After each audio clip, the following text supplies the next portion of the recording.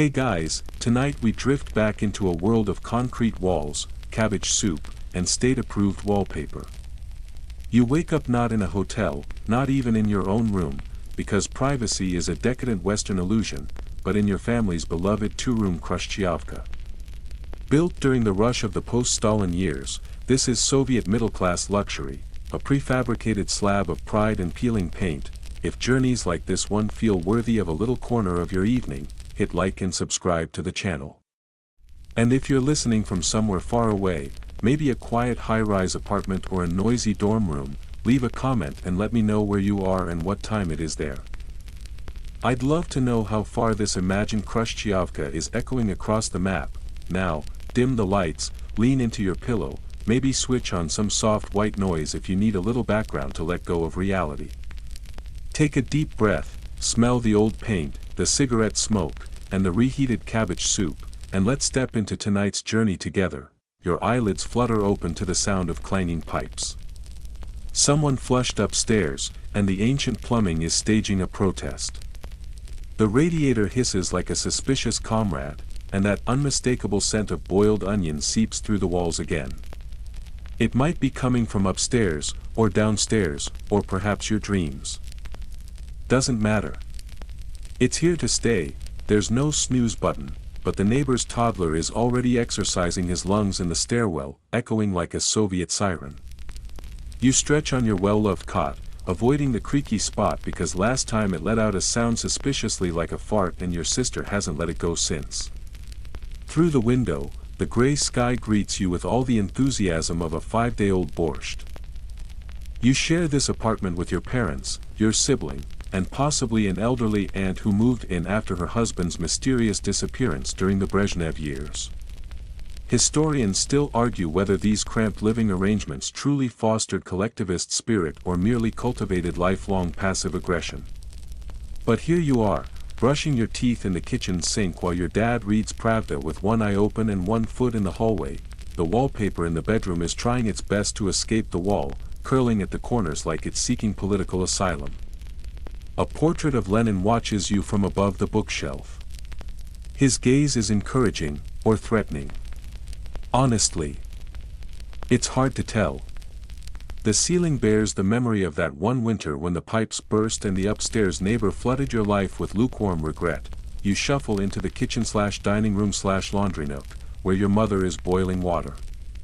The kettle shrieks. It's not a fancy electric one, just a battered metal relic from the 50s, passed down like a family secret. Breakfast is rye bread with margarine and a boiled egg if you're lucky. Today, no egg. You chew with a determination that would make the Politburo proud. A tiny black and white TV sits on the counter. It shows a blurry parade from 1972, even though it's 1986. Someone's forgotten to switch out the tape at the broadcasting center again. You sip your tea, no sugar, of course, and let the state-sponsored optimism wash over you. Our nation moves forward, stronger than ever. The announcer says as soldiers march solemnly past the camera, their eyes vacant and boots perfectly synchronized. Across the building, other families perform the same ritual. In fact, millions of Soviets do. Because this isn't just a home. It's a lifestyle package. Concrete floors, suspicious neighbors, and hot water on Wednesdays. Sometimes. You dress for the day in your uniform-issue shirt and thick wool trousers that itch like a gulag confession. Your shoes were once black, now faded to ambiguous charcoal. You lace them carefully because replacements aren't easy to come by. Unless you know a guy. Everyone knows a guy. You just don't talk about him. Outside, the stairwell reeks of old varnish and suspiciously eternal cigarette smoke. A babushka is already mopping the entryway with a broom so old it could qualify for a pension. She glares at you. You nod politely. It's unclear whether she's judging you or just squinting through 70 years of unspoken resentment. There's graffiti on the elevator door, something crude involving Brezhnev and a goat. But no one dares to clean it off. The elevator doesn't work anyway. You take the stairs, 5 floors down, past a flickering light bulb and a growing crack in the plaster that you've started naming. At the bottom, you step out into a courtyard flanked by rows of matching Khrushchevkas. If it weren't for the laundry lines and occasional rogue chicken, you'd think you were living inside a photocopier. Children play with sticks. One boy has a deflated soccer ball, but he doesn't care. He's pretending it's a Sputnik. You make your way to the tram, which groans like it knows exactly what kind of day you're about to have. The conductor eyes you with the same look your aunt uses when you don't eat her pickled mushrooms. You slide your kopecks into the box, take a seat by the window, and watch the city roll by in a blur of brick, metal, and the occasional hopeful billboard reminding you that communism is just around the corner. Still, you breathe in deeply. The city smells like coal smoke and cabbage. Your stomach is already growling again. There's a loaf of black bread in your satchel, tightly wrapped. You brought it just in case the cafeteria runs out of soup. Again. By the time you arrive at the factory, you're awake, but only technically. Someone offers you a cigarette. You take it. Not because you smoke, but because it's currency. You never know when you'll need to trade it for something important, like aspirin. Or toilet paper. You look up at the sky, still gray. Always gray. The sun exists, somewhere, possibly in the capitalist West. But here, the only brightness comes from neon signs at the cultural center and the occasional child's laughter, before it's swiftly silenced by a neighbor's glare. As you clock in, the foreman hands you a clipboard. The day begins. The wheels of the machine turn again. You are a proud Soviet citizen, living in a glorious People's Republic. You are also mildly constipated, but that's a problem for later. You are still chewing that same stale chunk of rye bread in your memory as the tram rattles on. Your stomach has mostly made peace with the hunger. It's learned, through long winters and many a rationed breakfast, that satisfaction is not a daily visitor. It's more like a distant uncle who sometimes sends postcards but never shows up. You get off 3 stops early because you saw a line, one of those winding, slow, mysterious queues that sprouts like mushrooms after the rain. No one knows what it's for yet, but that's the beauty. It could be for shoes, meat, mandarins, or more likely, disappointment. Still, you join the line.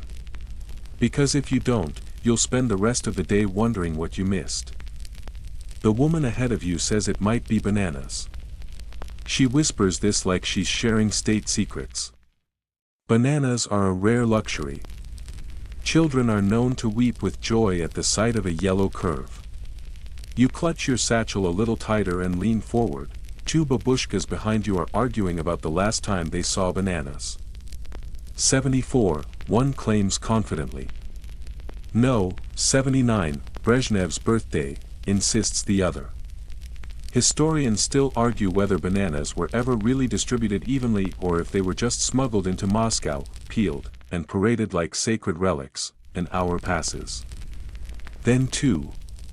A man with a hat yells at a teenager for cutting. The teenager claims he was just tying his shoelace.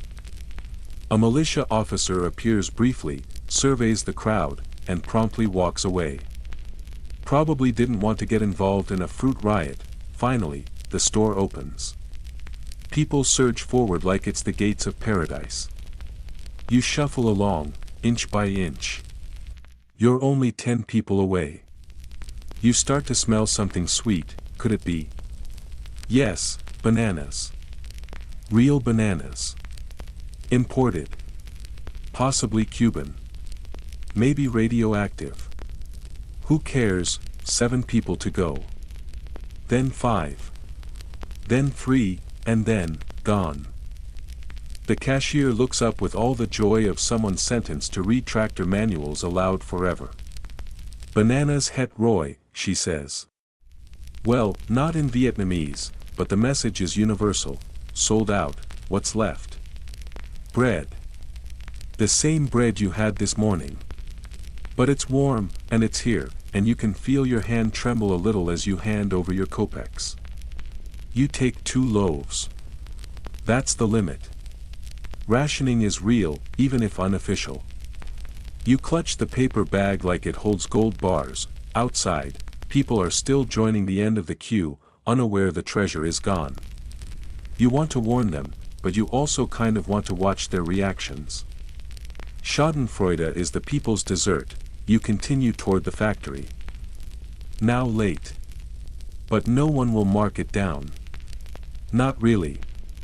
The foreman understands. Everyone queues. Even the director's wife had to stand in line once. She never fully recovered. On the way, you spot a friend, or rather, a friend's back. He's in another line. You wave. He waves back. There's no need to ask what he's queuing for. You just nod solemnly, the universal expression of shared Soviet patience. At the corner kiosk, you check if they have any milk. No milk. Just kefir. The milk always goes first. The babushkas are ruthless and early. One of them has been known to elbow teenagers. You don't blame her. That elbow might be the sharpest tool in her home. You grab a bottle of fizzy water from the communal dispenser instead. You drop in a coin, fill a cloudy glass that's been used by 10 strangers before you, and drink without flinching. Germ theory exists, yes, but so does survival. And this is how you build immunity, or at least indifference. You reach the gates of the factory with your loaves in hand, slightly warm but definitely misshapen. You hide them in your locker before someone borrows one. You've done the same, once. During the winter of '82. Bread was rare. Ethics, rarer still. Your coworker Mikhail gives you a nod. He has a smudge of engine grease on his face and a perpetual expression of "I was born tired." You like Mikhail. He once traded you 2 eggs for a broken radio part and never asked for it back. The factory floor is alive with noise. Clanks. Bangs. The occasional string of muffled curses. Most of the machines date back to the Khrushchev era and operate only if you whisper sweet nothings into the gears. Today, your job is to assemble a clutch part for a tractor that may never run. That's okay. The point isn't for the tractor to run. The point is for the paperwork to say it exists. Then someone can report production success, and the cycle continues. A girl from accounting walks by. You catch a whiff of her perfume, probably from Poland, maybe smuggled. It's the strongest scent you've experienced since your neighbor microwaved fish at midnight. She gives you a slight nod. You nearly drop the wrench. Lunch break comes, but not much changes.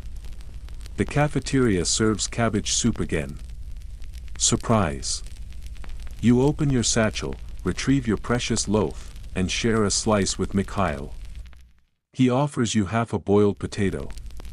You feel like aristocracy. The room hums with quiet chewing and the occasional mutter about Lenin, or the weather, or how someone's cousin got genes from East Germany. Now that's a scandal worth whispering about. There's talk of bananas again.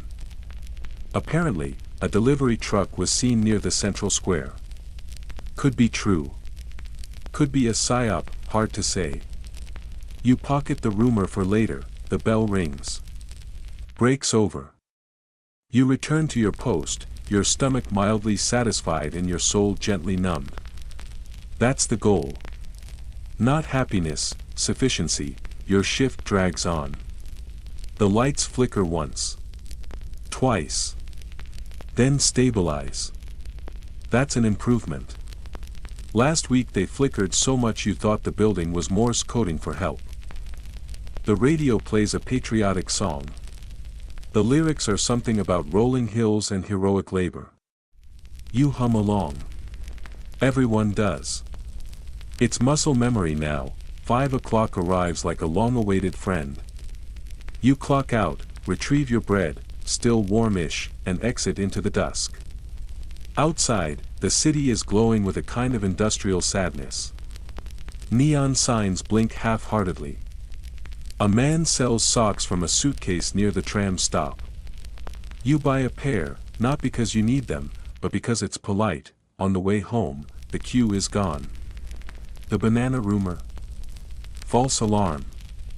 It was turnips. You get off one stop early, just to walk a little. You pass posters with bold slogans. Forward to the future. They shout. You nod. Yes. Forward. Into the smog, back at the Khrushchevka, the stairwell light is out again. You step carefully. Your neighbor's cat hisses at you. You hiss back. It's tradition now. Inside, your mother is making dinner, potatoes and pickled beets. Your father watches TV, where a stern man explains tractor output in Uzbek USSR. You hand over the bread, and your mother looks at you like you returned from war, and maybe, in a small, bureaucratic, cabbage-scented way, you did. The next morning arrives too quickly, though it feels nearly identical to the one before. You wake up to the usual symphony of creaking pipes, distant shouting in the stairwell, and the rhythmic thud of a neighbor doing some kind of unsanctioned home improvement project. Judging by the sound, it might be either a bookshelf or a secret escape tunnel. You sit up on your cot, rub the sleep from your eyes, and stare out the window at the same blocky skyline, where every building looks like it was stamped out by a concrete-loving giant with no sense of whimsy. The street below is already dotted with people heading to their shifts, their winter coats flapping like sad capes in the wind. Today is your shift at the tractor factory. Again. Not that there's a ton of variety. You dress in the usual layers: thermal shirt, scratchy uniform, coat that's slightly too short at the wrists, and lace up your boots. They squeak a little with every step. You pretend it's your own personal theme song. In the kitchen, your mother's already boiling water. You exchange the usual morning grunts. She hands you a cup of tea, weak, but hot, and a small hunk of leftover bread. No margarine today. The ration card's empty for another week. You chew as you walk, knowing every second counts. Not that being late is a huge issue, but there's something soul-soothing about being on time in a system that rarely works. The tram is crowded. You hang onto the metal pole as bodies sway with the lurching vehicle, everyone avoiding eye contact with practiced precision. A man near you reads Komsomolskaya Pravda, lips moving slightly with each headline. The front page boasts of rising steel production. You try not to laugh. You work with those steel parts. Rising isn't the word you'd use. Limping maybe. Or sputtering with enthusiasm. When you arrive at the factory, the guard at the gate gives you a nod. He knows your face. Not your name, just the face. You wonder sometimes if the guard knows anyone's name. Or if he's just a sentient wool hat with legs. Inside, you greet Mikhail, who's already elbow-deep in a gearbox. His fingers are black with oil, and he's humming an old folk song that might be about love or might be about pickled fish. Hard to tell. Soviet music blurs the line between romance and root vegetables. You clock in with the same punch machine that jams every third day. Today, it works. A small victory. You savor it, then head to your station. Your role is vital, according to the poster above your bench. It says every bolt tightened brings us closer to glory. You tighten bolts all day. Except when the parts don't arrive. Or when your machine breaks down. Or when the power flickers and you spend 2 hours pretending to recalibrate something while actually just leaning on your elbow, thinking about lemons. The factory itself is a great beast: high ceilings, drafty windows, and the constant smell of grease and something vaguely metallic, like old blood or communism. The walls are lined with red banners proclaiming worker unity, even as the pipes leak and the light bulbs tremble. Today, your machine decides to cooperate for once. You attach a metal piece to another metal piece, over and over. There's no music, just the clatter of tools and the occasional hiss of steam escaping somewhere it shouldn't. You work with slow efficiency, knowing that too much speed invites suspicion. Too little invites lectures. At midday, the siren blares. Lunch break. You file out with the others into the drafty cafeteria, where the scent of boiled cabbage hits you like a political slogan. The line snakes around the room. You join it without complaint. Everyone does. The menu hasn't changed in months. Soup. Bread. Maybe some sort of meat fragment if you're lucky. Today, it's barley soup and a slice of something gray. You don't ask questions. That's survival tip number 1, never question the gray. You sit with Mikhail, who has brought a boiled egg from home. He peels it slowly, ceremoniously. He offers you half. You accept it with a solemn nod. This is a bond forged in shared misery and mayonnaise. Across the room, a group of younger workers whisper about jeans. Western jeans. Levi's, specifically. Someone's cousin smuggled a pair in from Yugoslavia. You glance over, trying to look casual. You've never seen Levi's in real life. Only in movies. Or dreams. To wear them would be like stepping into another universe, one with disco balls and infinite chewing gum. A voice from the loudspeaker breaks the moment. Comrade workers, remember, production is power. Laziness is betrayal. You chew your soup thoughtfully, wondering who writes these slogans and whether they cry in the bathroom afterward. Back on the factory floor, the afternoon drags. A gear jams. Mikhail curses in a whisper. You try to fix it with a screwdriver that's more rust than metal.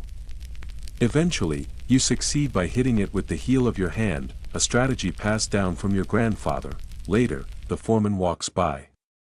You straighten up, pretend to focus.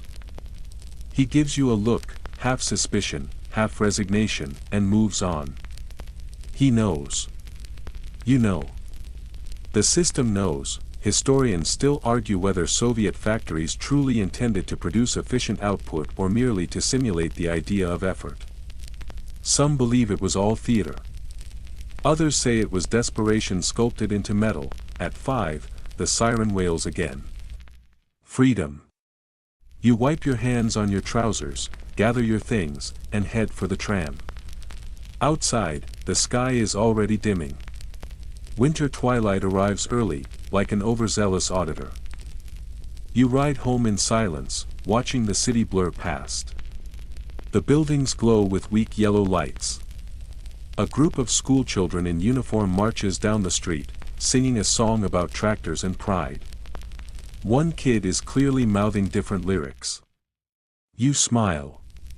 Rebel. At home, your father is arguing with the television. Your mother is shelling peas. You sit down, remove your boots, and stretch. There's a warmth here that has nothing to do with the radiator.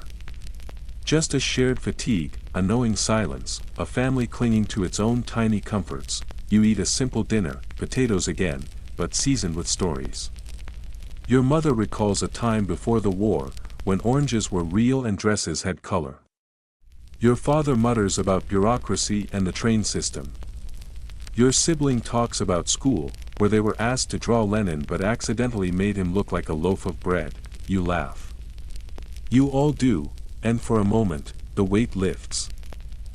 The next morning, before the radiator can finish its usual hissy fit, you're already awake. You lie there for a minute, staring at the ceiling crack that has grown a little longer, like it's trying to escape the building. It's cold. You breathe and see it, a puff of fog rising from your mouth like a tiny ghost. The heat hasn't kicked in yet, or maybe the building decided today wasn't worth it, but you get up anyway. You have to. Because even if your job involves pretending to tighten bolts for 8 hours, skipping it would require forms. And forms lead to questions. And questions are the beginning of the end. You shuffle to the kitchen in your socks, the floor cold enough to make your teeth itch. Your mother is already up, wearing her worn housecoat and stirring something on the stove that smells faintly of hope and mostly of barley. She doesn't greet you with words, just a glance and a tiny grunt, the universal Soviet expression for your teas over there. Today, however, you won't be going straight to the factory. It's your day off. Which means, naturally, you'll be spending it with people. Specifically, the neighbors. Your next-door neighbor, Victor, has invited you to help fix his bathroom door, which hasn't closed properly since Brezhnev was in office. He offers you a biscuit, stale, naturally, and then launches into conversation. But here's the trick. In Soviet society, conversations are rarely just conversations. They're a careful dance. A chess game in the shape of small talk. You nod politely as Victor complains about the weather, which he claims is worse now than in 1962. You agree. Of course, everything was better in the past. That's always the safest position. Then he slips in something about shortages. You nod again, more slowly this time. Can't even find proper screws anymore, he mutters. This system. He doesn't finish the sentence. He doesn't need to. The ellipsis does all the heavy lifting. In the USSR, silence is often louder than speech. You respond with a neutral, It's the kind of sound that says, I hear you, comrade, but I'm definitely not agreeing. The bathroom door proves difficult. The hinges are warped, and someone, probably Victor's cousin, tried to fix it with a spoon. Still, between the two of you, and with only minor cursing, you get it to close. Not smoothly, but effectively. Which, in Soviet terms, is better than ideal. It works. It doesn't have to be beautiful. He offers you a shot of vodka, which you take even though it's barely noon. Because refusing a shared drink is worse than slapping someone's grandmother. The vodka burns your throat in a way that makes you briefly consider whether you've swallowed a small flame. You stay a while longer, drifting through a maze of conversation that includes a cousin in Minsk, a television set that only shows Channel 1, and a cat that might be pregnant again. Somewhere in the middle of this, the phone rings. A landline, of course, rotary dial, beige plastic, the cord twisted like a philosophical dilemma. Victor answers and speaks in code. Yes, the potatoes have arrived. Yes, there. Excellent. You pretend not to hear. That's the rule. You never hear anything. Not when it involves relatives, shipments, or certain officials with unpronounceable surnames. Eventually, you leave, nodding at the old woman downstairs who waters her plants with suspicious regularity. She offers you a candy from her pocket. It's sticky, maybe a decade old, but you take it and thank her. She squints like she knows something about you. Something buried. Maybe the time you borrowed a tomato from her windowsill. She never forgets. Back in your own apartment, your father is on the balcony smoking a cigarette that smells like despair wrapped in cardboard. You join him. He doesn't say anything at first. Just offers you the pack. You decline, and he nods like you've made a political statement. Back in the day, he starts, and you brace yourself. There's always a back in the day. He talks about working on the railway. About how the trains were always late, but no one ever said they were. Because if they were late, he says, flicking ash over the railing, that meant something had failed. And nothing ever fails. He chuckles. It's not a happy sound. You head inside, sit by the kitchen window with a book you've already read 4 times. It's a state-approved novel about a heroic worker who saves the collective farm with his bare hands and moral fortitude. You skim the part where he rescues a tractor from a flood using only a rope and a well-timed speech. Outside, a neighbor is hauling coal.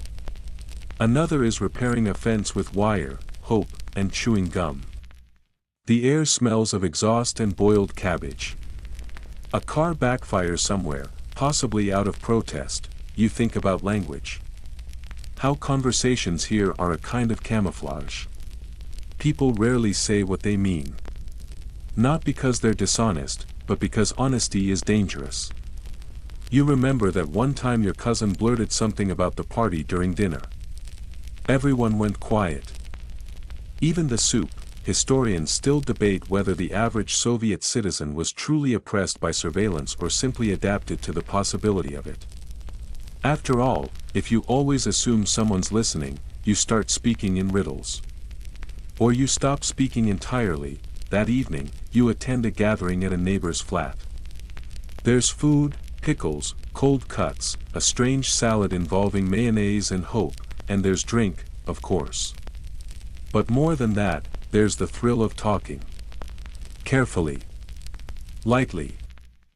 A man named Grigory plays guitar.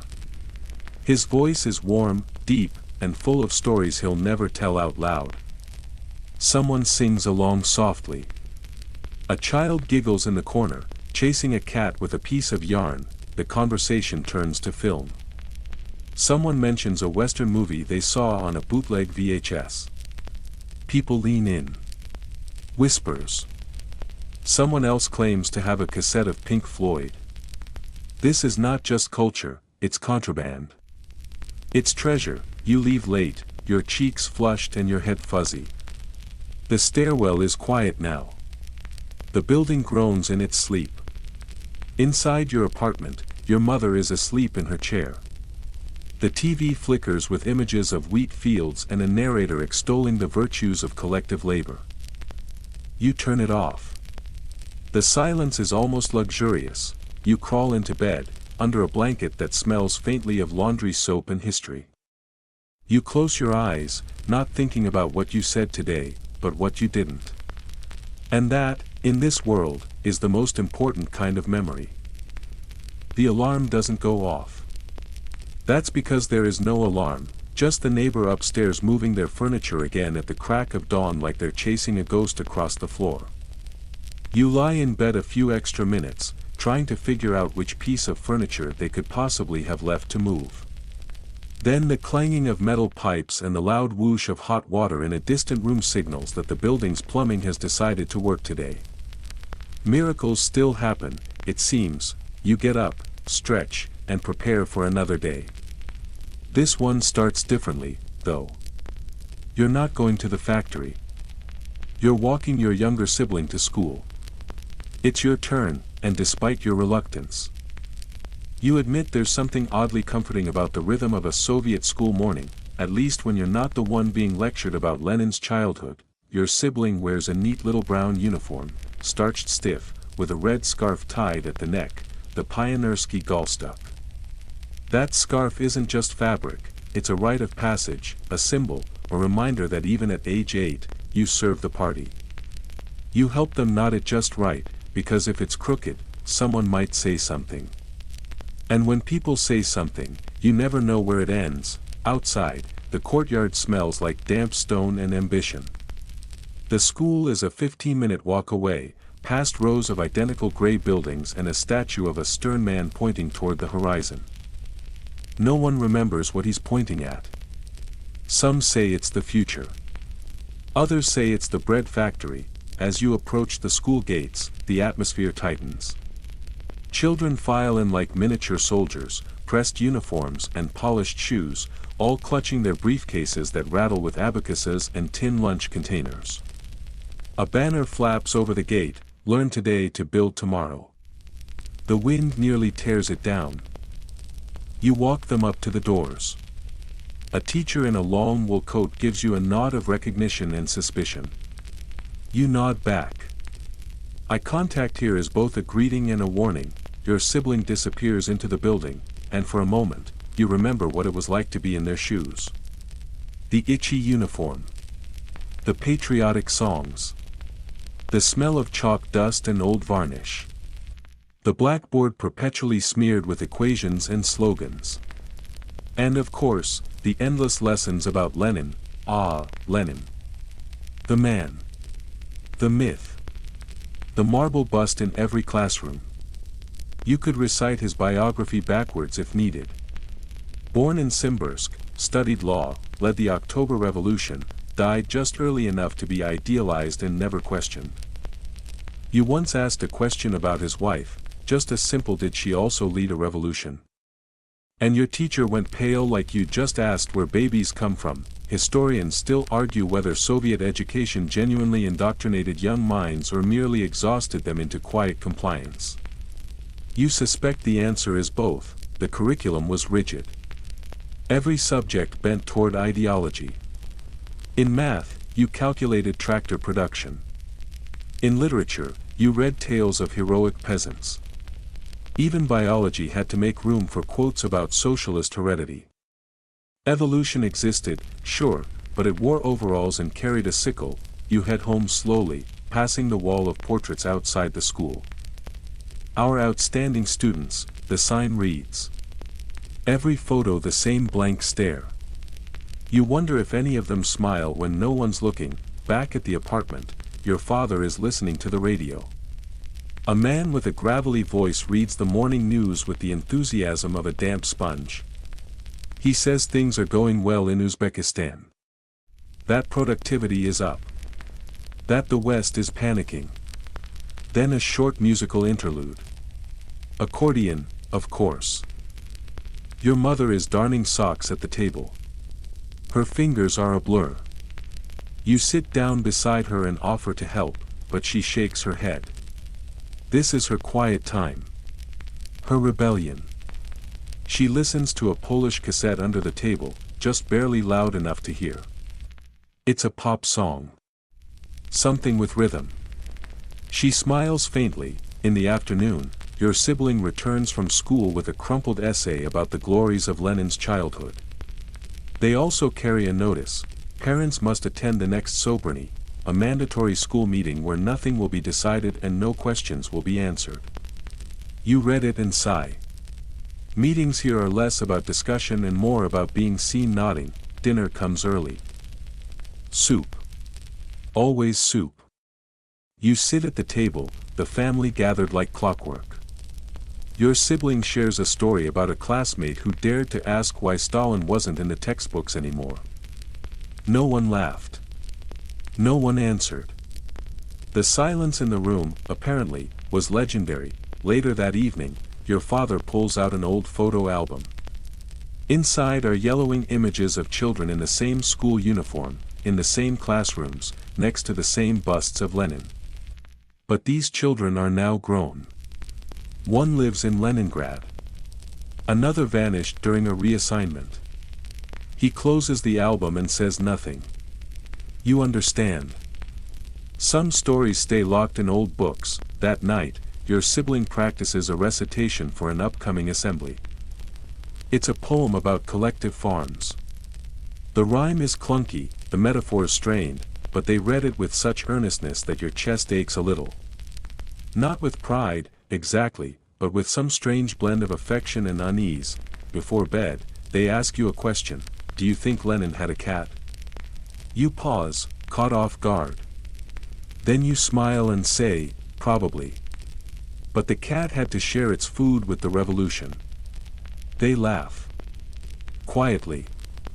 Because laughter, like bananas and honesty, is precious. You tuck them in. The blanket is thin, but the radiator is finally working. The hum of warm air fills the room, masking the silence outside. You sit for a moment, watching them drift to sleep, red scarf folded neatly on the chair. In this world, even childhood is political. Every drawing, every answer, every scarf knot carries weight. But in their dreams, maybe, there are fields not yet collectivized and skies with more than just gray. You stand, stretch, and walk to the window. A single street lamp flickers. Somewhere, a dog barks. Somewhere, a man reads a state newspaper and nods approvingly. Somewhere, a child forgets their lines and laughs too loud, and here, in your Khrushchevka, the night settles in like a heavy coat, worn, familiar, and hard to take off. You wake early, again, though you've stopped expecting to feel rested. Sleep is more of a temporary ceasefire than a renewal. But today, there's a trace of excitement, just a sliver. It's the weekend, which means you're heading out of the city to the dacha. Your family's little patch of not quite heaven, nestled among thousands of other modest countryside shacks cobbled together from wood, tin, and defiant hope, the train station is already bustling when you arrive.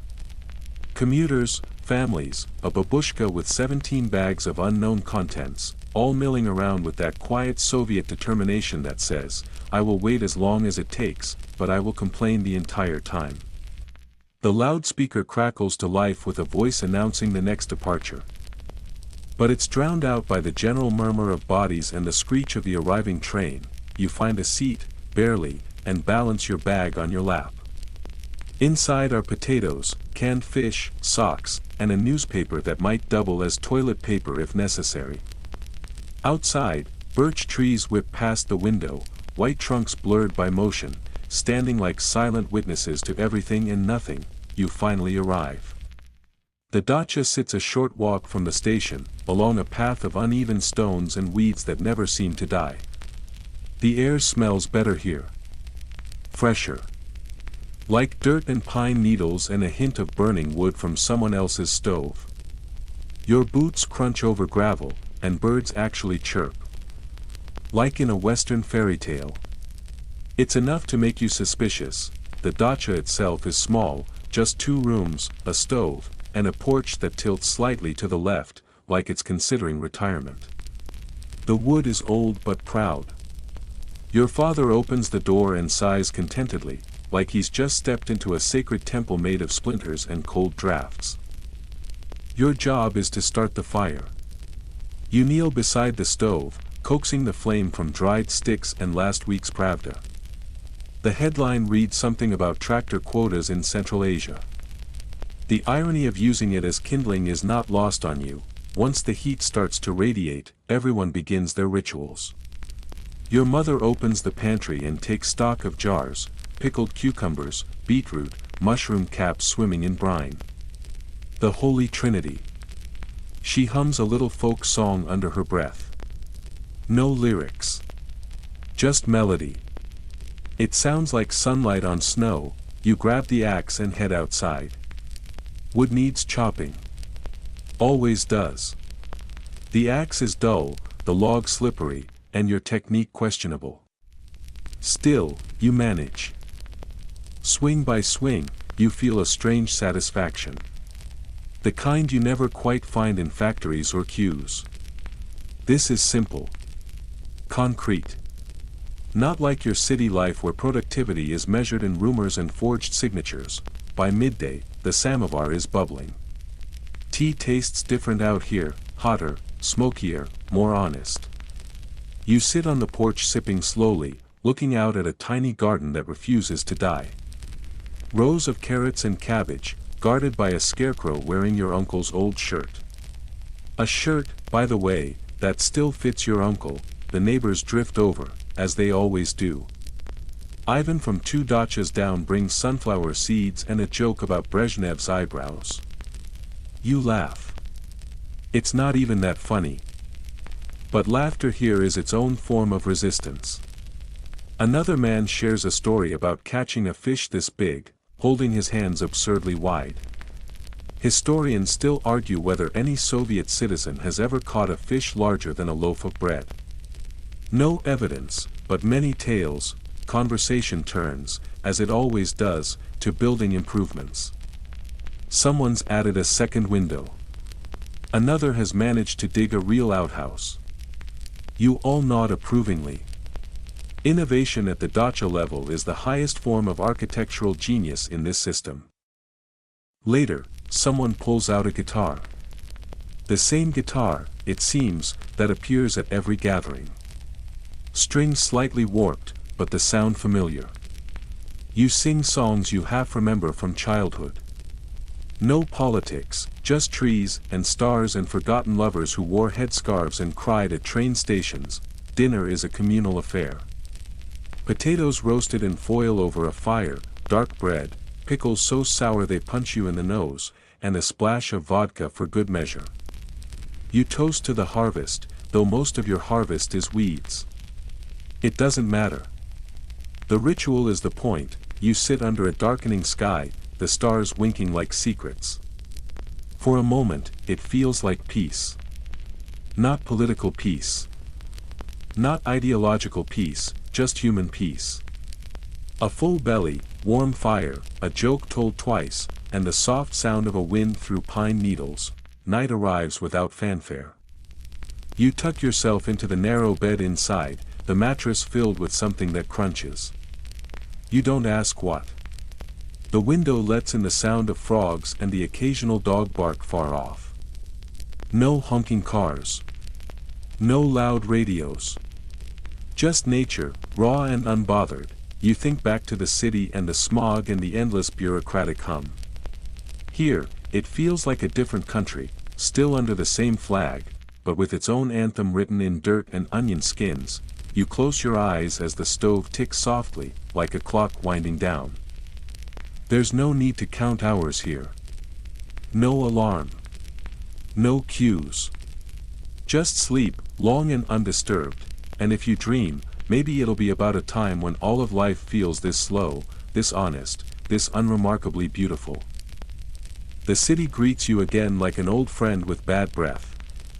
The train ride back from the dacha is quieter than the journey there, because people are tired in a different way now, relaxed, maybe, but also vaguely sad to return to the thrum of concrete, cables, and queues. Your bag is heavier than when you left, full of earthy potatoes, an old glass jar of mushrooms, and half a loaf of bread your mother wrapped carefully in wax paper like it's a crown jewel. The tram screeches as you step off. A gust of wind hits you square in the face, carrying the familiar scent of exhaust, distant soup, and maybe industrial-grade disappointment. Home again, you climb the stairs to your apartment. 5th floor, because the elevator still hasn't worked since that one terrifying moment in '83 when it dropped a full meter and sent old Yuri screaming like a kettle. Inside, everything is exactly where you left it, the crooked wallpaper seam, the disapproving Lenin portrait, the kitchen window that never closes all the way. Your father is watching television. It's Sunday night, which means the lineup is both predictable and oddly ritualistic. You sit beside him, not out of enthusiasm, but because there are only so many seats and he's hogging the warm corner. Tonight's programming begins with a ballet, Swan Lake, of course. The states go to cultural export. The dancers twirl gracefully while your father chews sunflower seeds with the precision of a machine. The shells land in a neat pile on a sheet of yesterday's newspaper.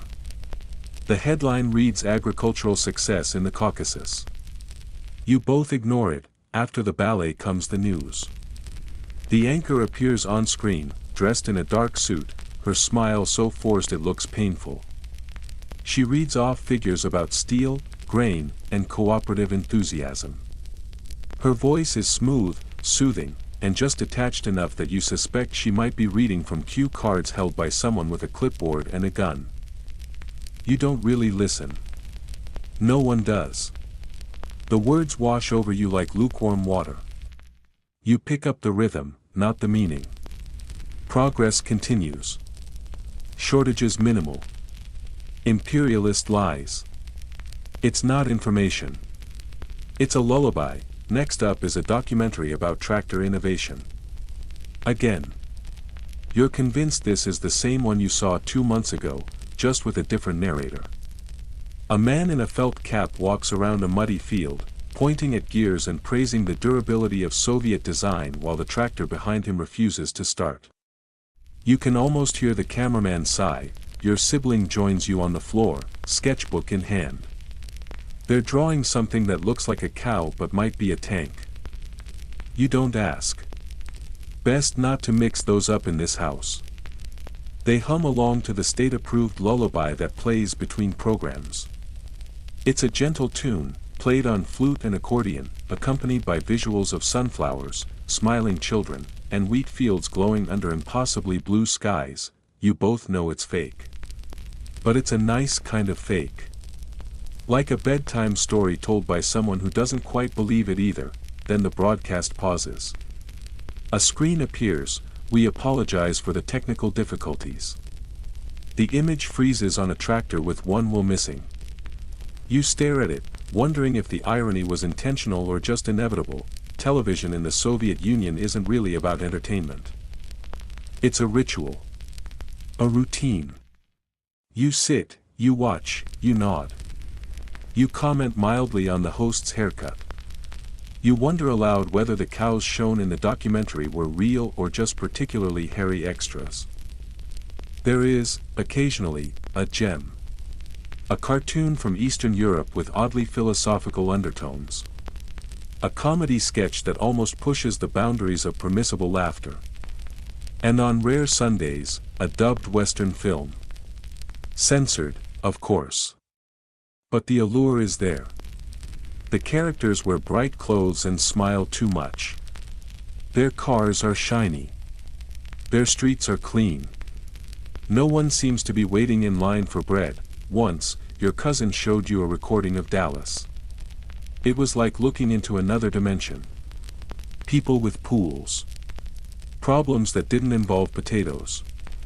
And everyone had teeth so white it made you squint. Historians still debate whether Soviet censorship aimed to protect ideological purity or simply shield the population from the dangerous realization that life could be slightly more comfortable somewhere else. Either way, the screen is both window and wall. The television finally turns off with a low thunk.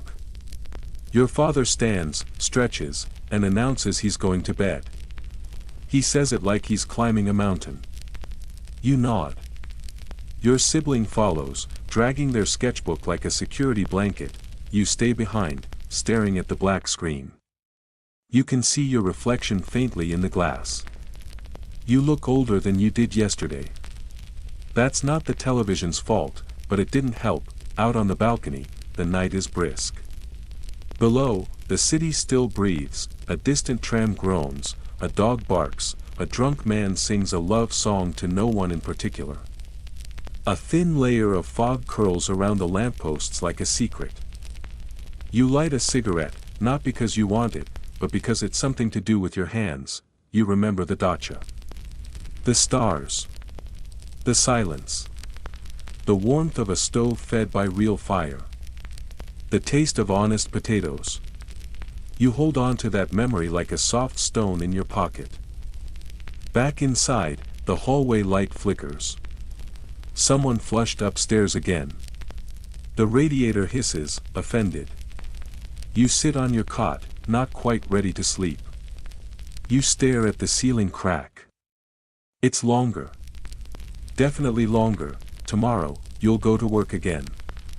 The machine might break. The soup might be warm. There might be a new line forming near the kiosk, and you'll stand in it, not even caring what it's for, but tonight, you rest. With the ghost of Swan Lake in your ears and the image of a broken tractor frozen in your mind. A lullaby of steel and silence. Morning arrives without ceremony, just the dull creak of the floorboards and the thick smell of boiled something lingering from last night's dinner. You sit up slowly, the blanket twisted around your legs like it's trying to hold you hostage. The radiator's warmth is barely detectable, more psychological than physical, but it's better than nothing. Today's task is humble and oddly treacherous. You are going on a quest for toilet paper. You don't remember when you ran out.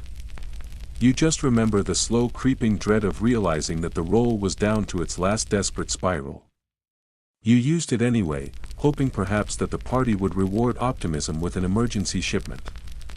They did not. So now you must brave the streets, armed with your shopping bag, a few rubles, and that vague hope that maybe, just maybe, you'll find the sacred white scroll behind some shop counter, tucked between canned peas and disinterest. You hit the street early, before the serious queues form. But already, people are pacing in front of store windows like wolves waiting for weak prey. One woman whispers that the corner store got a delivery this morning. She says it with the urgency of a war nurse. You thank her with a look, then walk, quickly but not too quickly, because haste draws attention. You reach the shop.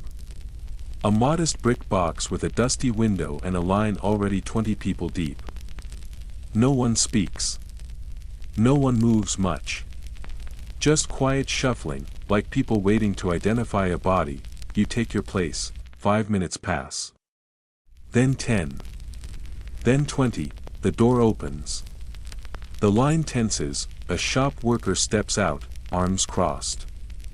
"No more toilet paper," she announces, with the weariness of someone who's said this sentence 900 times. Groans ripple through the crowd. One man curses under his breath. Another just walks away, muttering something about old newspapers and dignity. You stay for a moment longer, just in case it was a lie. Sometimes they say no more to thin the herd. But this time, it's real. Defeated, you begin walking home. Not directly, though. You stop by a few more shops. A kiosk. A suspicious van that might sell black market goods. But all you find are onions, matches, and a child's doll missing both eyes. No toilet paper, you head into a bookstore. Not for literature. For alternatives, you browse the back shelves, looking for soft, low-quality pages. Poetry collections. Thin magazines.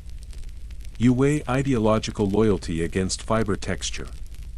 In the end, you choose a stack of old political pamphlets. Full of slogans, poor grammar, and, most importantly, a certain gentle absorbency.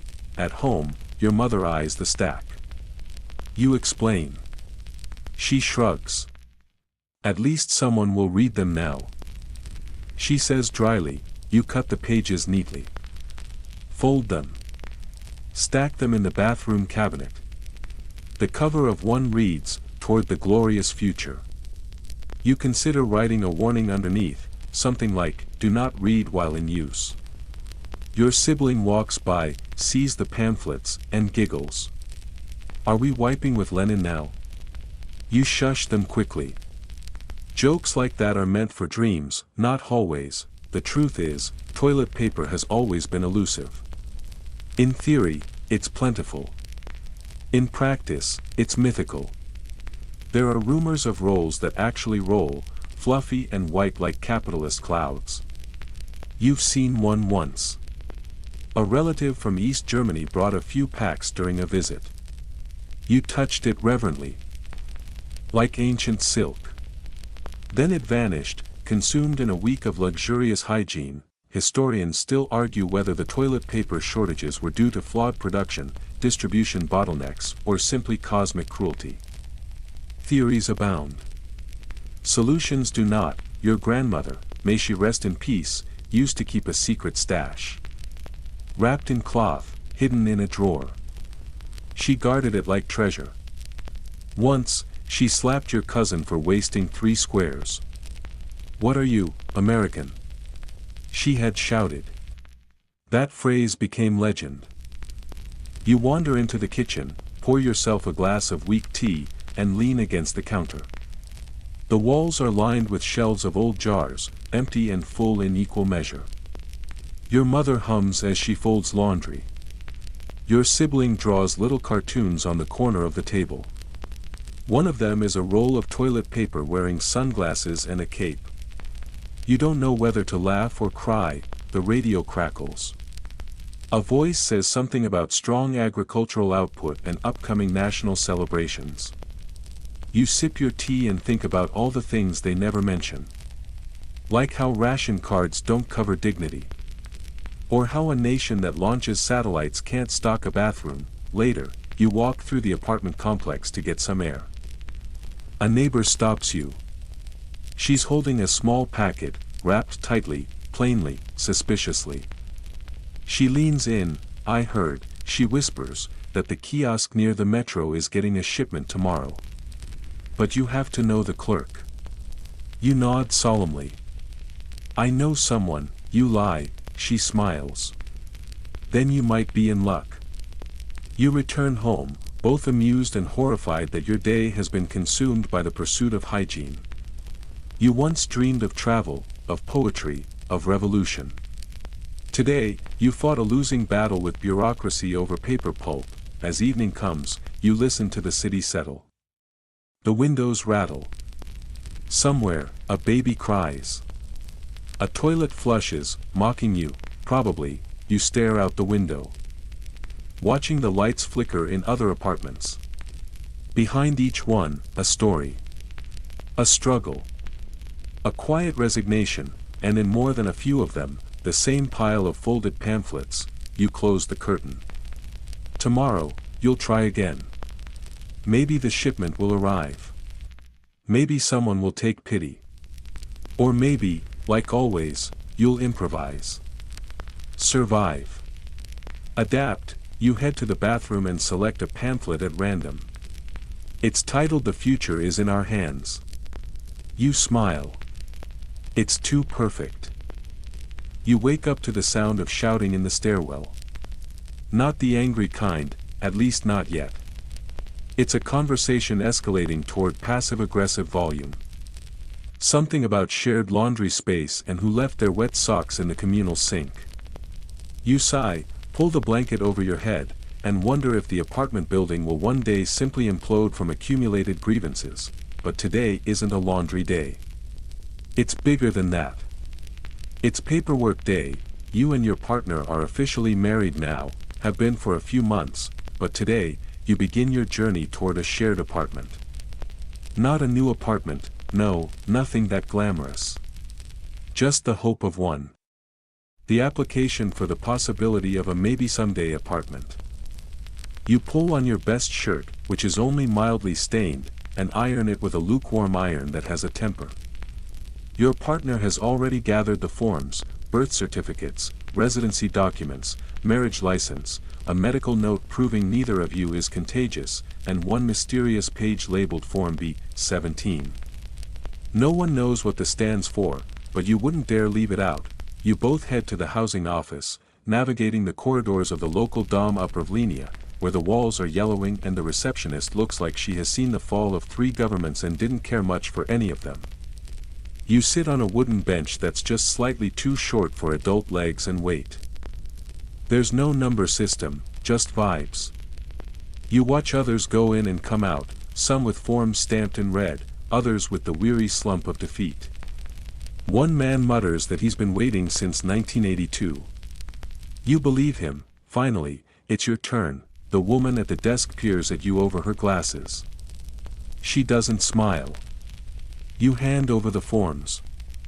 She flips through them with the efficiency of someone who could process applications in her sleep, and probably has. She pauses. Frowns. You're missing attachment G. What's attachment G? She sighs. Opens a drawer. Pulls out a form the color of dried soup. This one. You fill it out on the spot, your pen struggling to write on the soft, warped paper. She stamps it.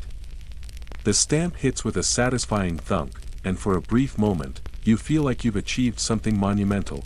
You'll be placed on the list, she says. How long? She shrugs.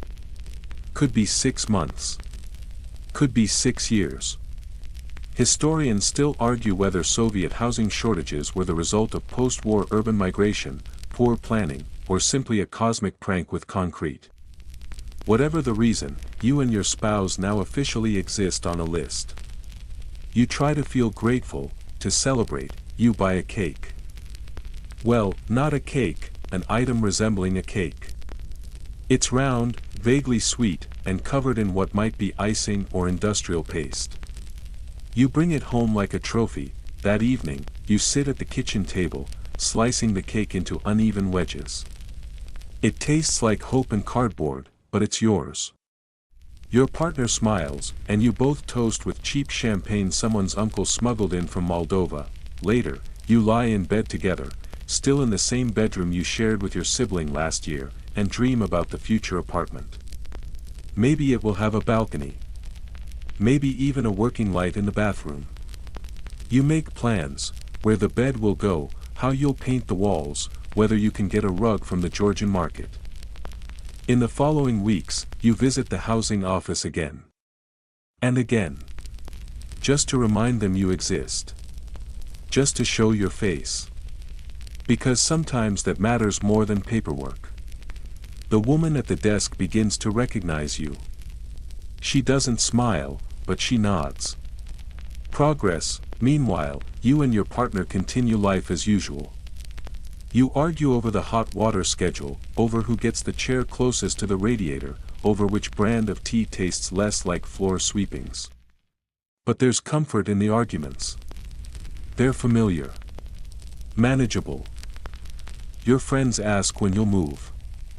You laugh. Before the next ice age, we hope. They nod sympathetically. Everyone has a housing story. One friend lived in a hallway for 6 months. Another got an apartment only after someone in their building mysteriously transferred to the countryside, permanently. You hear rumors about people skipping the queue. Bribes. Connections. A whispered envelope passed across a desk. You consider it, briefly. But you've already submitted the forms. Best not to rock the boat, and still, you dream, one day, your name might appear on the list. You might receive a letter, thin, with a red stamp, inviting you to inspect your new dwelling. You imagine walking through the door of your very own Khrushchevka unit. The smell of plaster and cold air hitting your face like a kiss. Until then, you adapt. You find moments of quiet joy in stolen space. A late-night conversation on the stairwell landing. Sharing a boiled egg while watching the news anchor fumble a name. Whispering under blankets about how you'll arrange your bookshelf, your samovar, your ashtray. Marriage, in this world, is as much about navigation as it is about love. You don't just marry a person. You marry their queue number, their ration card, their winter coat, but still, you hold hands. Still, you fold your clothes carefully. Still, you share the last piece of sugar, and in the tiny silences between the clatter of bureaucracy and the groan of old pipes, you find a kind of home, not yet on paper, but real enough to warm you. You're brushing your teeth in the kitchen sink again when you notice something odd. The kitchen radio has stopped playing. Just silence, dead air. No patriotic ballads, no dry voice listing the triumphs of beat production, no background hum of the Soviet machine. That kind of silence is rare. Unnerving. You pause mid-brush, foam dribbling slightly from the corner of your mouth, and stare at the little gray box on the shelf like it might explode or confess. It doesn't. It just sits there. Your father notices too. He frowns, walks over, gives it a sharp smack. The sound returns, a burst of static, then the familiar monotone returns to life. The announcer is back, talking about factory output in Smolensk like nothing ever happened. But the quiet, however brief, sticks with you, because silence in the Soviet Union is never just silence. It's a reminder. You rinse your mouth, wipe your face, and step into the hallway. There's a knock at the neighbor's door. 3 quick raps, then a pause. That's not a friend's knock. That's official. You freeze. So does everyone else within hearing range. You watch from the peephole, 2 men in long coats. Neutral expressions. Clipboard. It's nothing. Probably. Could be census workers. Or electricity inspectors. Or someone else. The neighbor opens the door. There's a brief exchange. He nods. He follows. The door closes. You step away. This is how it works. Quietly. Without drama. If something happens, no one talks about it. If the neighbor doesn't come back, no one asks. If he returns, no one mentions he was gone. Historians still debate how much of the population truly lived in fear of surveillance and how much simply lived with it, like a background smell you stop noticing. Maybe it wasn't fear. Maybe it was awareness. A constant tickle at the back of the mind. Later, you leave for work. The stairwell feels colder today. Emptier. You pass a poster peeling from the wall. A cheerful worker points toward a distant sunrise with the words, "The state sees all, because the state cares." The edge curls like it wants to run away. At the tram stop, you stand beside a woman you vaguely recognize. She says nothing. You say nothing. There's a third man nearby reading Izvestia, and you wonder, not for the first time, if he's really reading it or just hiding behind it, because sometimes people aren't who they say they are. there's always the chance that anyone, is reporting on someone else. You arrive at the factory and start your shift. The foreman looks especially tired. His eyes flick around the room more than usual. Mikhail isn't at his station. His tools are there, but his chair is empty. No note, no one says his name. You try to focus on the bolts. The machine clicks rhythmically, like a clock with secrets. The overhead light buzzes faintly. Someone coughs. A few men talk quietly near the break room. You can't hear the words. Only tones. Careful. Measured. During lunch, you sit with your bread and soup and stare into the murky broth, thinking about what you don't know. Mikhail might be sick. He might be reassigned. He might be visiting family. You tell yourself these things the way children whisper charms to keep monsters away. Maybe he'll be back tomorrow. Maybe he's gone, someone tells a joke. One of those safe ones that could be interpreted multiple ways. You laugh, a little too loudly, just to prove you're listening. Just to show you belong. You've learned the rules well. You speak in vague positives. You never criticize by name. You only complain about shortages, never systems. You call it the government or the office, never the party. You praise where appropriate. You nod on cue. You are careful. Always careful. At home, your partner tells you they saw a man watching your building from across the street. Maybe he was just cold. Maybe he was waiting for a friend. Maybe he's a relative of someone upstairs. You both nod too many times. Then you talk about soup, because it's easier, because there are rules. Your sibling interrupts to ask what traitor means. You freeze. You ask where they heard that word. They say, at school. One boy said it to another. The teacher made them both stay after class. You tell them it means someone who breaks a promise. They seem satisfied. You aren't. Later, you find a crack under the bedroom light switch. You stare at it too long, wondering if it's always been there. You tap the wall. Hollow. Is that suspicious? Of course not. It's just old plaster. But you patch it anyway. Just in case. Before bed, you walk out onto the balcony. The lights in the other buildings blink quietly in rows, each one containing a family like yours, quiet, cautious, full of unspoken things. You wonder how many of them have stories they'll never tell. How many used to have friends who stopped coming around? How many are still writing letters they'll never send? You breathe the cold night air. Somewhere, a dog barks once and goes silent. Behind you, the radio hums again. The vigilance of the citizen is the strength of the state. You close the window. Inside, the apartment feels smaller than usual. The air thicker. You lie down, staring at the ceiling, trying not to think of footsteps in the stairwell or eyes behind curtains. The neighbor's door remains closed, the hallway is still, and you dream, if you dare, of a world where people knock gently, say their names clearly, and never carry clipboards. It's market day. Not the official kind, of course, not the tidy state-run stores with empty shelves and stern clerks, but the real kind. The good kind.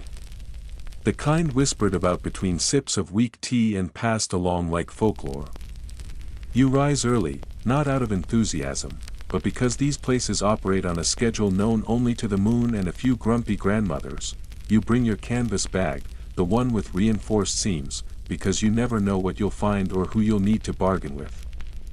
You pack your ration card too, though it's mostly ceremonial at this point. Where you're going, no one asks for documentation. Only rubles. Or cigarettes. Or favors. The bazaar is hidden between crumbling apartment blocks and a suspiciously quiet bus depot. No signs point the way. You just know. Everyone knows. Or at least the right people do. It doesn't look like much, just rows of wooden tables, a few mismatched umbrellas, and the low hum of voices that fall silent when someone unfamiliar walks by, you nod respectfully to the babushka at the bread stand. Her loaves are lopsided but honest. She eyes your boots, then your bag, then offers you a small, round roll. Fresh, she says.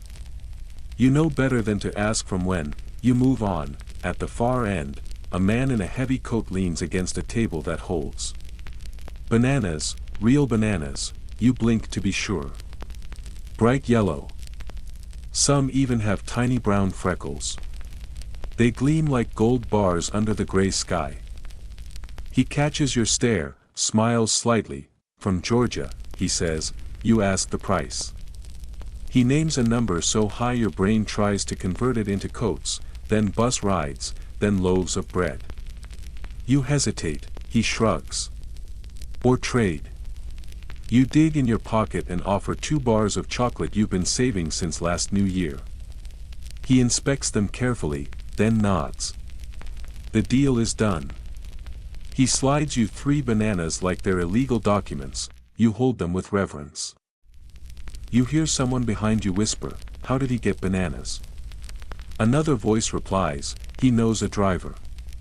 And that explains everything. Drivers are the modern magicians. They travel, they haul, they possess.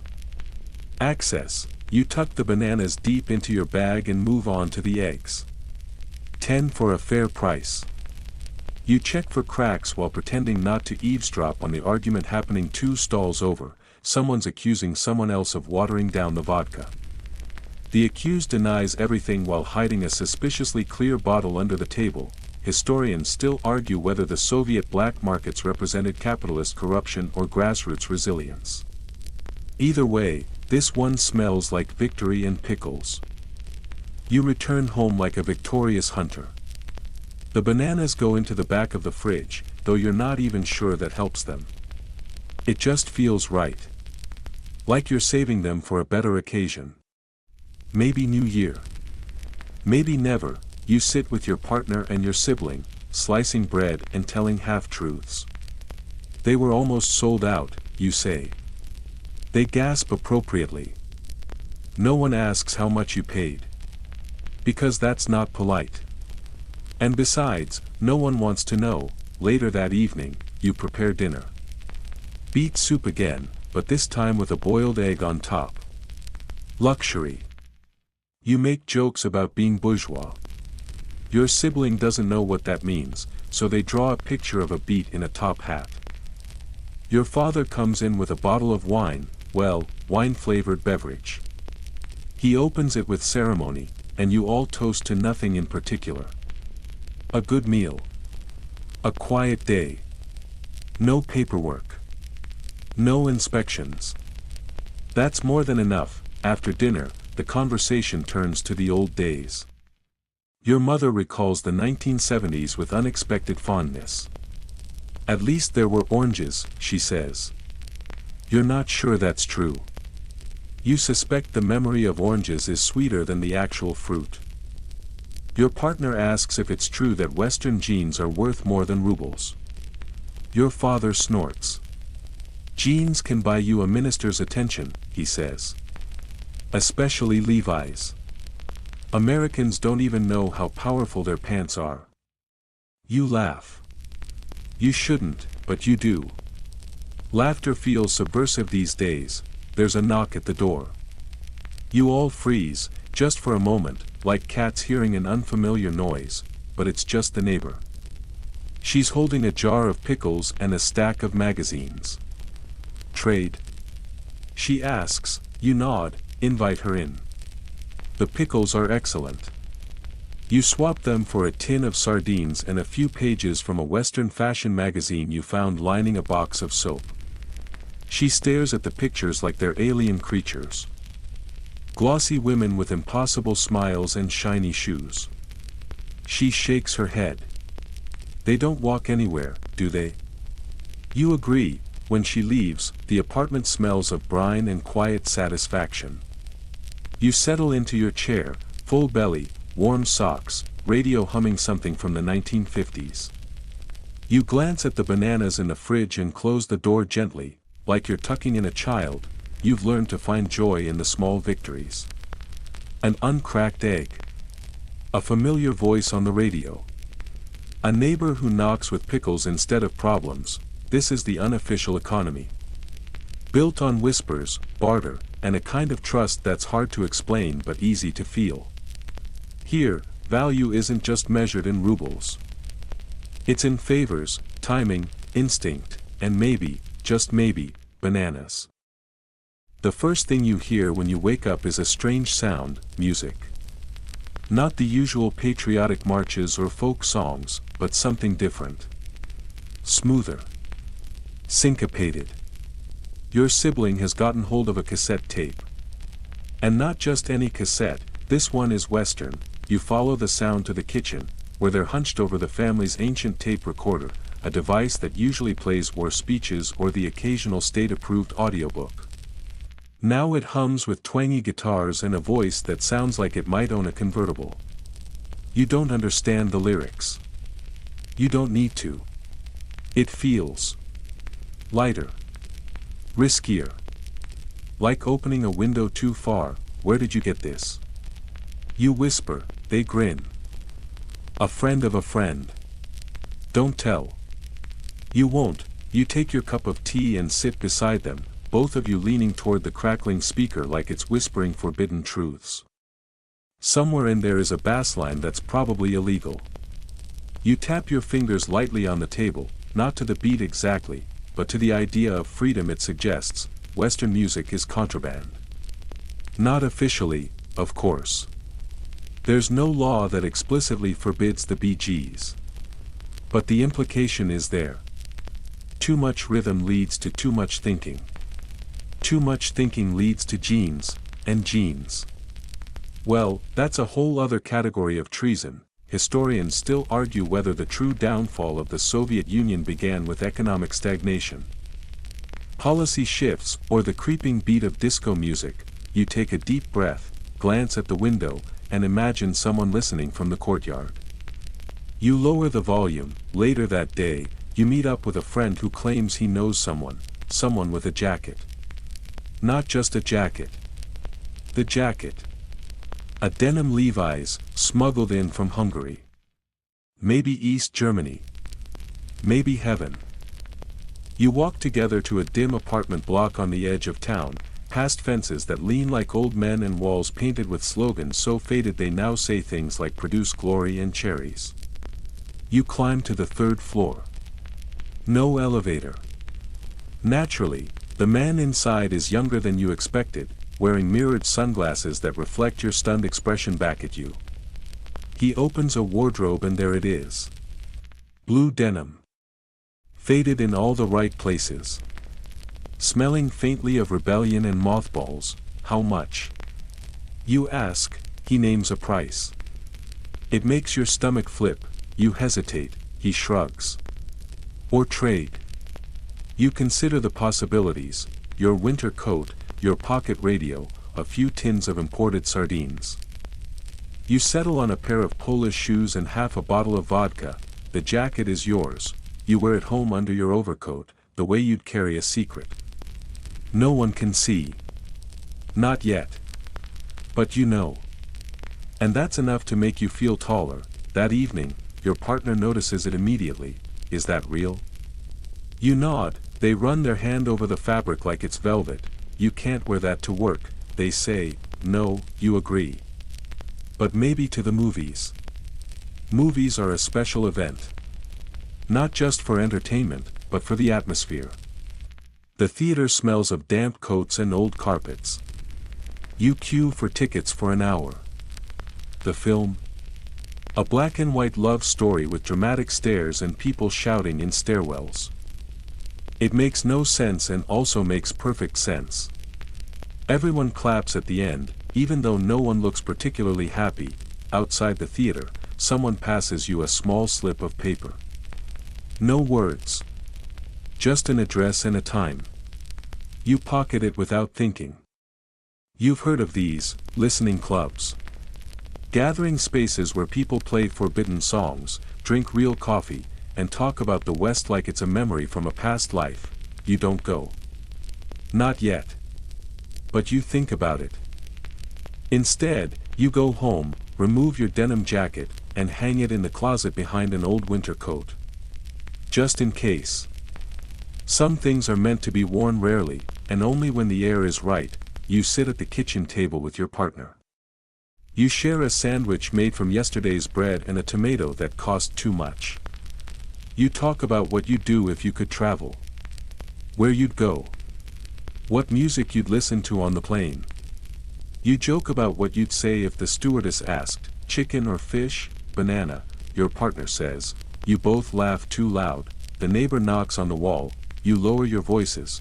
Back in your room, your sibling is still playing that cassette, now softly.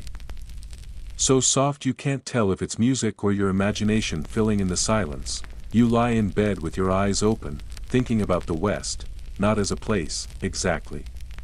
But as a feeling. A denim-colored possibility.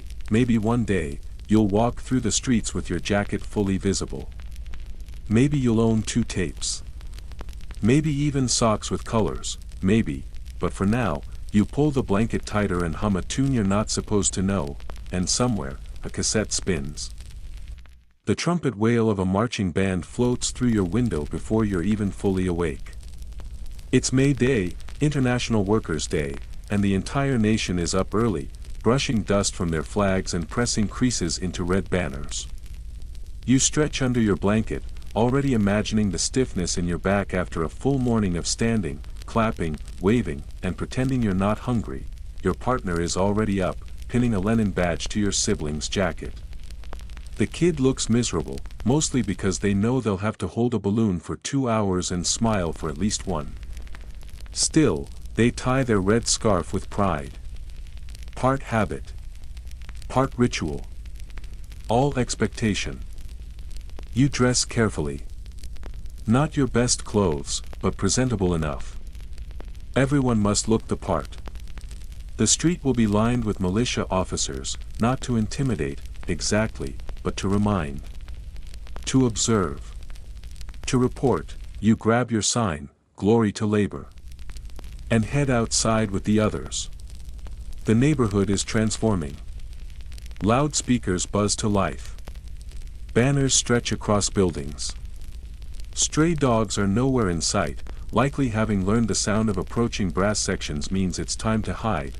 The march begins at precisely 9 a.m., though no one really knows who decides that. The crowd is massive. Workers from every corner of the city. Teachers. Engineers. Factory crews. Students. Even retirees get dusted off and given something to hold. Your assigned spot is somewhere near the middle. Close enough to be seen, far enough to disappear if needed. You shuffle forward with the group, waving your flag at roughly 10-second intervals. A man ahead of you begins chanting, "Long live the unity of the working class." You join in because not doing so would be noticed. Everything here is noticed. As you pass the reviewing platform, you see a row of officials in suits clapping mechanically. Their faces are set, teeth clenched behind polite smiles. You recognize one of them from a news segment. He once gave a speech about beet farming. You remember the beet part because he pronounced it like victory. Your arm begins to ache, your feet begin to ache, your brain has already gone numb. You check your watch. Only 45 minutes in, someone near you drops their flag. They pick it up quickly. Too quickly. The man beside them gives a sideways glance, then looks away. You remind yourself to be careful with your own flag. Don't let it drag. Don't fold it wrong. Don't wave it too low. Your sibling is already yawning, the balloon now half deflated and trailing in the wind like a forgotten dream. After the platform, the crowd begins to thin. People peel off down side streets, claiming bathroom needs or appointments. You stay a little longer, then exit near the ministry building and pretend to tie your shoe. You and your family head toward the Central Park, where the real celebration happens. Music. Speeches. Snacks, if you're lucky. Children running around with painted faces. It would be pleasant, if not for the underlying tension. You buy a stick of cotton candy, which immediately collapses in the humidity. Your sibling doesn't care. They eat it like victory. You pass a table with pamphlets. The worker is the heart of the nation, one reads. You take it and fold it carefully, not because you want it, but because you'll need paper later. Maybe for notes. Maybe for something else. Someone hands you a small pin shaped like a red star. You accept it with the standard nod and immediately pin it to your lapel. These things matter. Visual cues. Indicators of loyalty. Historians still debate whether the public displays of May Day were genuine expressions of unity or carefully orchestrated performances. From where you're standing, the truth is somewhere in the middle. The pride is real, for some. For others, it's survival. By midday, the sun is hot. You sit on a bench near a group of teenagers who are joking a little too loudly about the speaker's thick accent. You want to tell them to quiet down. Not because you care, but because someone else might be listening. Across the park, two elderly men play chess on a folding board. One moves his bishop with theatrical flair. The other glares, mutters something about bourgeois tactics, and lights a cigarette. You watch them for a while, feeling oddly comforted. The parade's final march echoes faintly in the distance. Drums. Trumpets. The dull roar of collective applause.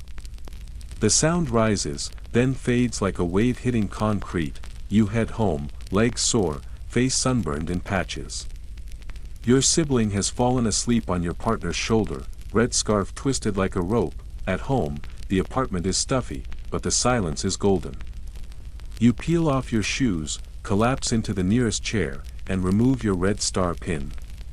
It leaves a tiny hole in your shirt. You'll mend it later.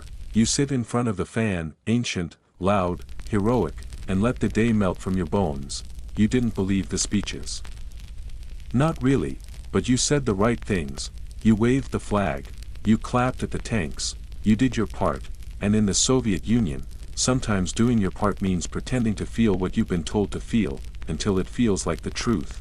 You watch your siblings sleep, the balloon string still wrapped around their wrist. Tomorrow, the posters will come down, the banners will be rolled up, but the memory of the march, that weird blend of ceremony, exhaustion, and barely contained sarcasm, will linger, at least until the next holiday.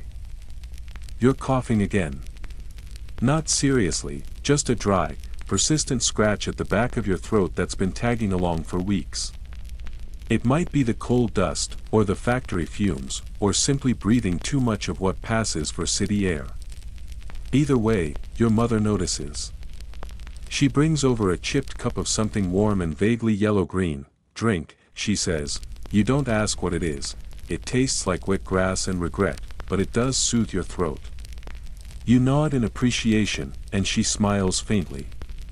Her remedies are famous, at least in your building. Dandelion root for headaches. Pickle brine for hangovers. Garlic tucked into socks for fever. It's not scientific. It's not official. But it works. You tell her you might visit the clinic anyway. She frowns. If you want to wait in line all day to be told to rest and drink water, suit yourself. Then she hands you another steaming mug. This one smells like boiled shoe leather. You take it, because arguing would be more exhausting than the cough. Still, you go to the clinic. You arrive early, but the line is already snaking down the corridor, full of coughing children, weary grandmothers, and one man loudly insisting he has been misdiagnosed since 1978. You take your place and begin the wait. There are no appointments. Just presence. You exist in the queue. That's enough. 2 hours pass. The seats are hard and slightly sticky. The nurse walks by occasionally, calling names with the enthusiasm of a clock chime. You finally get called in and sit across from a tired doctor who looks like he could use a vacation, or possibly a new soul. he asks questions without making eye contact. You answer honestly, then less honestly. You don't mention the cassette music. Or the market bananas. Or the second-hand Polish jacket. You stick to the throat. He presses your glands, checks your eyes, listens to your chest. Probably bronchitis, he says. Is it serious? He shrugs. Not if you rest. And stop going outside. Work? He sighs, scribbles something on a scrap of paper. Tell them you saw me. He offers you aspirin. 2 tablets. Wrapped in wax paper. You stare at them like they're museum pieces. On your way out, you stop at the pharmacy next door, hoping for cough syrup. The woman behind the glass window shakes her head before you even speak. None today. You try not to look disappointed. Try honey, she says. If you can find it. At home, your mother has already prepared a compress. Your partner has wrapped a scarf around your neck despite the warm weather. Your sibling offers to make tea. You feel like a royal patient. Later, you hear of someone who knows someone who has penicillin. You consider it, but it would cost you your backup winter boots. And you still don't trust the man offering it. He wears sunglasses indoors. Instead, you rest, you read. You sleep. You sip the strange herbal concoctions your mother brews. And you feel yourself slowly improve. Your neighbor visits. She brings a small jar. Lard and camphor, she whispers. Rub it on your chest. You do. You smell like a forest and a pigsty, but your lungs loosen. That night, you dream of being treated in a Western hospital, white walls, blinking machines, soft-spoken nurses. But even in the dream, you miss the smell of cabbage and kerosene. The next morning, your cough has faded. A little. You smile at your mother. She says, told you. Historians still argue whether Soviet medicine was a triumph of universal care or a patchwork of overwhelmed clinics and babushka logic. The truth lives in your lungs, clearer now, thanks to hot towels, mustard plasters, and maybe sheer stubbornness. You return to work, the doctor's note folded in your pocket like a relic. Your co-workers nod solemnly. Mikhail jokes that he knew you'd survive. They always come back, he says, hammering at a gearbox. Except when they don't. The foreman barely glances at the note. He just points to your station and says, don't touch the wrench. It's haunted today. You obey. That evening, your sibling tells you they learned about Florence Nightingale at school. You ask if they mentioned Soviet doctors. Yes, they say. They said we have the best. You smile, you don't argue, instead, you boil more water. You crush garlic. You slice lemon, if you can find one. You become your mother, standing in the kitchen, crafting cures with whatever you have and a dash of belief, because in this world, you can't always trust the system, but you can always trust a cup of something hot.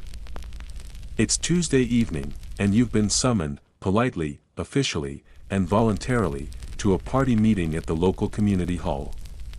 You weren't planning to go. No one plans to go.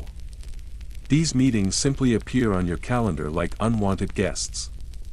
Attendance is encouraged, which, in Soviet terms, means mandatory unless you're dead or visibly on fire. You button up your cleanest shirt, brush the dust off your shoes, and grab a small notebook for appearances. Your partner offers you a snack before you leave, some leftover cabbage pie and a boiled egg. You chew slowly, with the same enthusiasm you reserve for dull speeches and forms in triplicate. The community hall is a gray slab of functionality. Built sometime between Khrushchev and collapse. It smells like varnish, mold, and cold metal chairs. Inside, the walls are lined with posters, bright reds, stern slogans, smiling workers with impossibly white teeth. You find your usual seat in the middle row, not too close to the front, not too far back. It's the safest zone. The people in front get noticed. The people in the back get blamed. The middle floats, the room fills slowly. Co-workers. Neighbors. The woman from the bread kiosk. Even the janitor who always looks like he's plotting an escape. At 6:02, the door closes with finality. The speaker, a man named Yuri with thick glasses and a mustache that radiates quiet suffering, stands and taps the microphone. It squeals in protest. He clears his throat. Then begins, "Comrades. Welcome." His voice drones. He talks about quotas.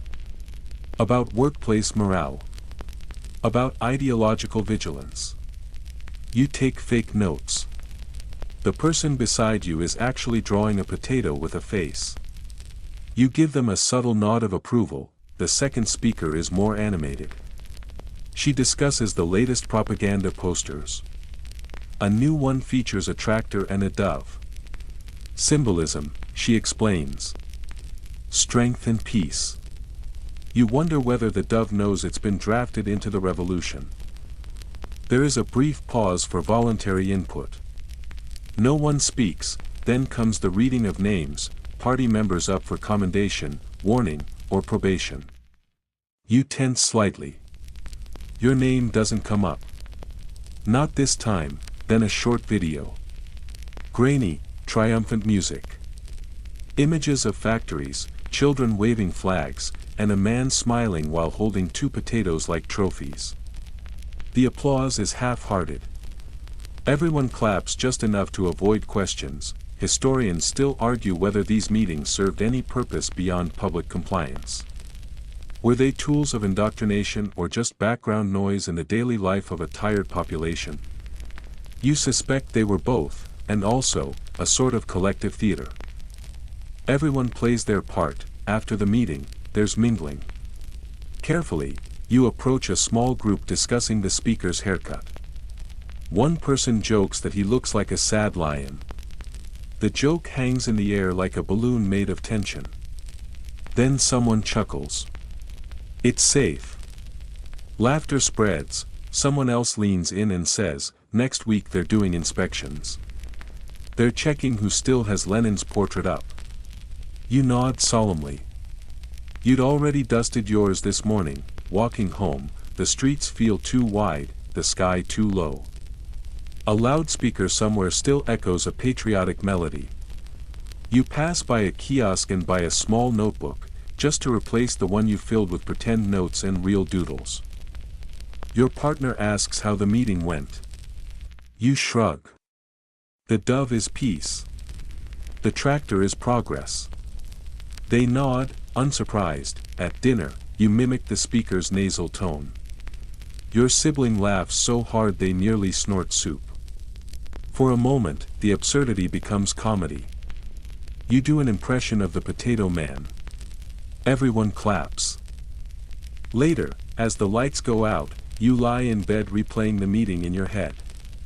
Not because it was important, but because it was so not important. And yet, somehow required. A performance with no audience. You think about Yuri, with his solemn mustache and loyal clipboard. Does he believe? Or is he just tired? Does anyone believe fully anymore? You dream that night of being called on to speak. You stand in front of a crowd, holding a piece of paper with nothing written on it. You begin reading anyway. The room nods, the applause swells, and then the lights go out. The city is quiet tonight. Not silent, not entirely. Silence does not exist here, not truly, not in a place layered with history and the weight of constant movement. There is always something humming beneath the stillness. The distant rattle of a tram gliding along tracks it has followed for decades. The low whistle of wind threading its way through the gaps between aging apartment blocks and crumbling alleyways. The occasional bark of a dog, far off, brief and hoarse, as if the animal has forgotten why it began but barks out of memory more than purpose. And yet, despite all this, there is a softness to the air tonight. A hush. A kind of gentle settling that rarely visits a place so accustomed to bracing for what comes next. Because this city, your city, always feels like it is waiting. Waiting for an announcement to crackle through old speakers. Waiting for news of a shortage, of something suddenly no longer available. Waiting for a shift in the weather, or the rules, or the temperature of the room. But not tonight.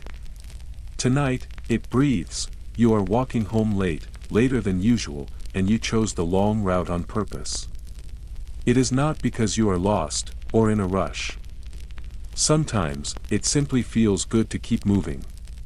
To walk until the muscles in your legs begin to numb and your mind quiets with them. So you wander past shuttered kiosks and rows of buildings, their windows glowing faintly in the fog. They remind you of tired giants. Blinking slowly, keeping watch. You know these structures by more than sight. You know them by the scents that linger near their entrances. By the metallic groan of their doors when they close. By the echo in their stairwells, where arguments from years ago still seem to hang in the corners like dust. The smell of soup. The hint of smoke. The creak of wood and stone grown old together. You pass the library. It is rarely open, but it is always locked.